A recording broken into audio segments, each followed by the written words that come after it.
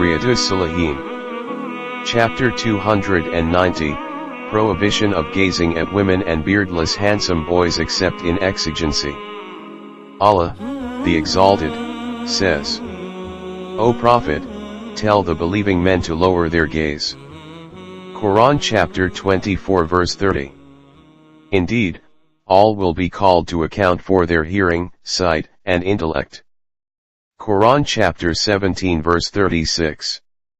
Allah even knows the sly glances of the eyes, and whatever the hearts conceal. Quran chapter 40 verse 19. For your Lord is truly vigilant. Quran chapter 89 verse 14. Abu Huraira, may Allah be pleased with him, said, the Prophet peace be upon him said, Allah has written the very portion of zina which a man will indulge in. There will be no escape from it. The zina of the eye is the lustful look, the zina of the ears is the listening to voluptuous songs or talk, the zina of the tongue is the licentious speech, the zina of the hand is the lustful grip, the zina of the feet is the walking to the place where he intends to commit zina, the heart yearns and desires and the private parts approve all that or disapprove it. Reported in Sahih al-Bukhari and Muslim. This is the wording in Muslim, al-Bukhari wording is a bit short. Commentary, seeing, listening, walking, etc., are means of committing the sin of fornication and adultery, but they have been termed so metaphorically so that every Muslim saves himself from them. If he does not try to save himself from them, his desires will find support from the private parts of his body, that is, he will incline to immoral acts. If he keeps himself away from the means of fornication and adultery, his private parts will crush his desires, that is to say he will be saved from immoral acts. This is the reason it is said that one should avoid glances, smiles, salutation, conversation, promises and then meetings which occur by stages on one's way to fornication and adultery. Abu Sa'id al-Khudri, may Allah be pleased with him, said, the Prophet peace be upon him said, avoid sitting on roadsides. His companions said, O Messenger of Allah peace be upon him, there is no other alternative but to sit there to talk. Thereupon the Messenger of Allah peace be upon him said, if you have to sit at all, then fulfill the rights of the road. They asked, what are their rights? Thereupon he said, lowering the gaze, so that you may not stare at unlawful things, refraining from doing some harm to others, responding to greeting, means, saying wa alaikum assalam to one another, and commanding the good and forbidding the evil. Reported in Al-Bukhari and Muslim. Commentary, since roads, streets, lanes, and all thoroughfares are the common property of public, it is unfair to use them for private meetings and gatherings because such assemblies create inconvenience for people, especially women, who hesitate appearing before men. But if for some unavoidable reasons, one has to sit on them, then he should do such things there which should on the one side, save one from committing sins, like glazing at women who pass from there, and on the other, one should take care of the public welfare and make use of his presence for preaching religion. Abu Talha Zayd bin Sahl, may Allah be pleased with him, said, we were sitting and talking on a platform in front of our house when the Messenger of Allah peace be upon him stopped by us and said, why do you sit on roads? Avoid sitting in them. We replied, we sit there intending no harm. We only sit and discuss religious knowledge and talk. He said, if you have to sit, you should fulfill the rights of the road, lower your gaze, respond to greetings and talk in a good manner. Reported in Sahih Muslim.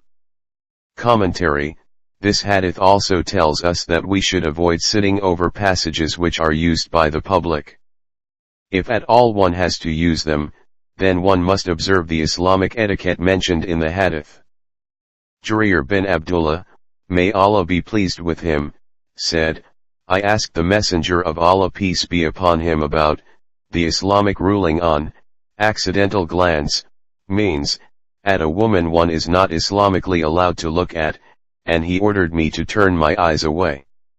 Reported in Sahih Muslim. Commentary: if one suddenly sees a woman who is not a mahram, he must at once turn away his glance from her. One should not gaze at her because then his intention is also included in his look, which is a sin and constitutes the fornication of the eye. Some religious scholars have also forbidden looking at beardless handsome boys in the same way as is the case with women whom one is not allowed to see. Salamah, may Allah be pleased with her, said, I was with the Messenger of Allah, peace be upon him, along with Ma'imuna, may Allah be pleased with him, when Ibn Maktum, may Allah be pleased with him, who was blind, came to visit him. This incident took place after the order of hijab. The Prophet, peace be upon him, told us to hide ourselves from him, means, observe hijab. We said, O Messenger of Allah, peace be upon him, he is blind and is unable to see us, nor does he know us. He replied, are you also blind and unable to see him? Reported in Abu Dawud and At-Tirmidhi. Commentary: one of the subnarrator of this hadith is An-Nabhan, the freed slave of Salamah, may Allah be pleased with him, who is majhul, unknown. This is the opinion of Sheikh al-Albani. Thus this hadith is not correct.